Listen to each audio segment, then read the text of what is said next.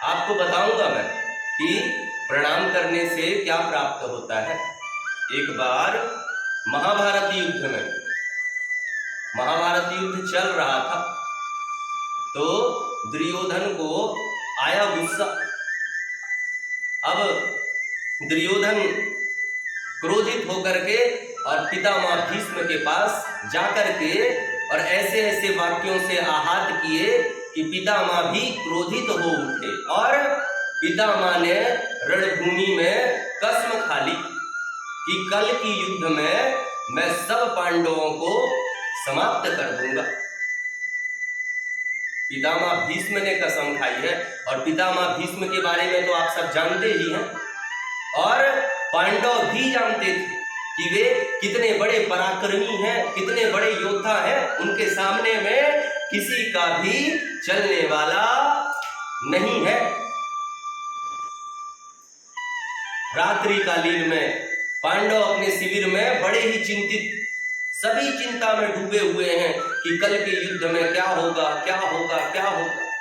उतने में ही हमारे सर्वेश्वर भगवान द्वारिकाधीश भगवान पहुंचे और पहुंच करके सभी के मुखों को देखा, तो जैसे सभी के मुखड़ों में हमेशा प्रसन्नता आदि छवि दिखाई देती है, आज पांडवों के मुखारविंद में केवल और केवल चिंता की छवि दिखाई दे रही है।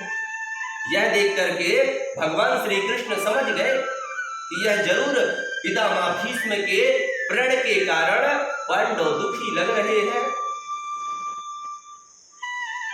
तब भगवान ने युक्ति सोची और युक्ति सोच करके जो पांडवों की गृहिणी थी द्रौपदी, उसे लेकर के और कौरवों के शिविर की ओर चले।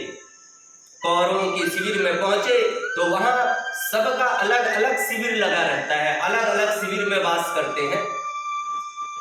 तो पांडवों के शिविर में, कौरवों के शिविर में जाकर के और पितामह भीष्म के शिविर में भगवान श्री कृष्ण बाहर में खड़े होकर के और द्रौपदी को भीतर भेज दिए।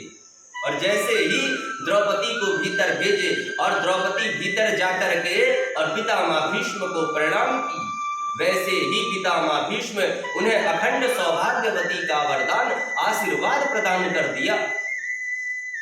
और आशीर्वाद देने के पश्चात मन ही मन मुस्कुराने लगे, कहे कि पुत्री तुम यहां अकेले तो नहीं आई होगी, क्योंकि इस प्रकार से आशीर्वाद तो केवल और केवल भगवान श्री कृष्ण ही दिला सकते हैं। कहां है? पूछने लगे पितामह भीष्म। जैसे ही पूछे वैसे ही द्रौपदी बताती हैं कि बाहर पे भगवान खड़े हुए हैं। आकर के पितामह भीष्म और भगवान श्री कृष्ण का स्वागत किए। स्वागत करने के पश्चात प्रणाम किए एक दूसरे। प्रणाम के बाद मुस्कुरा करके बोले कि हे गिरधर, यह लीला तो आपकी ही हो सकती है, आपके अलावा और कोई दूसरा ऐसा नहीं है जो यह वरदान और श्राप दिला सके। आप ही ने रणभूमि में मुझे पांडवों को समाप्त करने का प्रण दिलाया और आप ही द्रौपदी को अखंड सौभाग्यवती होने का आशीर्वाद वरदान भी प्राप्त कराया। हे गिरधर, आपकी लीला को कोई भी नहीं समझ सकता।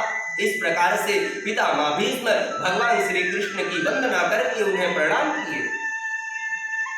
तदुपरांत द्रौपदी को लेकर के और पुनः शिविर की ओर लौटे। तब द्रौपदी ने भगवान श्री कृष्ण से कहा कि आप मुझे प्रणाम करने के लिए लेकर के गए थे और मेरा प्रणाम करने से आज मेरे पांचों के पांच पति मुझे जीवित मिलेंगे। इसी प्रकार अगर मैं नित्य प्रतिदिन जाकर के प्रणाम करती, अगर मैं धृष्टराज को, संजय को, पितामह भीष्म को, द्रोणाचार्य, कृपाचार्य, इन्हीं सभी महान भावों को नित्य प्रतिदिन जाकर के मैं प्रणाम करती, तो यह महाभारत का युद्ध कभी भी नहीं होता। इसीलिए प्रणाम करने से जो प्राप्त होती है ना, वे किसी भी चीज से प्राप्त नहीं हो सकती। हाँ?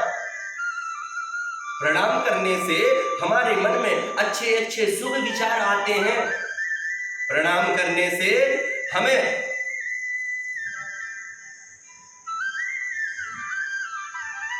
झुकना नहीं पड़ता किसी के सामने।